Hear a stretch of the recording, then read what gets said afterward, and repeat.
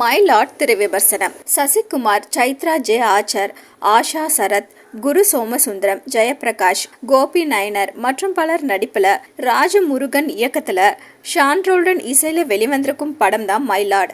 படம் எப்படி இருக்கு வாங்க பார்க்கலாம். எளியவர்கள் எதிர்கொள்ளும் பல பிரச்சனைகளோடு வாழும் சசிகுமாரும் அவரது மனைவியும் தங்களுக்கு நடந்த அநீதிக்கு நியாயம் கேட்பதற்காக அரசு இயந்திரத்தை நாடுகிறார்கள். அது வழக்கம் போல் எளியவர்களை எட்டி உதைக்கிறது.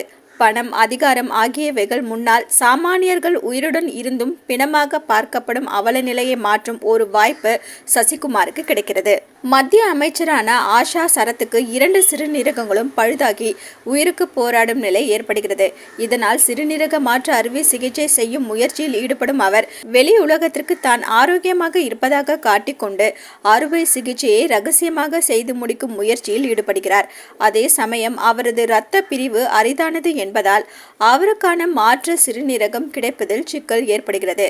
இந்திய அளவில் அவருக்கான மாற்று சிறுநீரகத்தை தேட இருவர் அதற்கு பொருத்தமானவர்களாக இருக்கிறார்கள். அதில் ஒருவர் கோவில்பட்டியை சேர்ந்த சசிகுமார். சசிகுமாரை தேர்வு செய்யும் அமைச்சர் தரப்பு அவரை ரகசியமாக சென்னைக்கு அழைத்து வர முயற்சிக்கிறது. அவர்களது வழியில் சென்று தனது வாய்ப்பை சரியாக பயன்படுத்தி அரசு இயந்திரத்திற்கும் அதிகார வர்க்கத்திற்கும் சாமானியனான சசிகுமார் எழுதும் தீர்ப்புதான் மைலாட். அப்பாவியான முகம், சோகம் நிறைந்த வாழ்க்கை, வெள்ளந்தை சிரிப்பு என்று சசிகுமாருக்கு பொருத்தமான கதாபாத்திரம் என்பதால் அவர் திரையில் தோன்றினாலே பார்வையாளர்கள் மனம் கனத்து விடுகிறது. சசிகுமாரின் மனைவியாக நடித்திருக்கும் சைத்ரா ஜே ஆச்சார் இயல்பான நடிப்பு மூலம் கவனம் ஈர்க்கிறார்.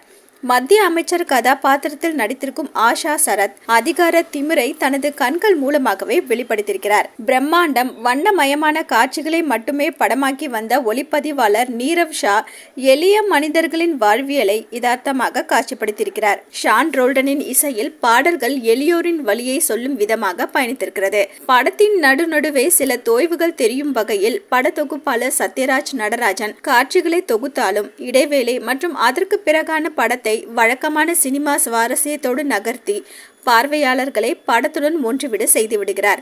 எழுதி இயக்கியிருக்கும் ராஜமுருகன் எளியவர்களின் வாழ்வின் மூலம் அதிகார வர்க்கத்தினருக்கும் அரசு இயந்திரத்தின் முரண்பாடுகளுக்கும் சமட்டி அடி கொடுத்திருக்கிறார். மொத்தத்துல மைலாட் தீர்ப்பு அல்ல, மனிதத்தின் தொடக்கம்.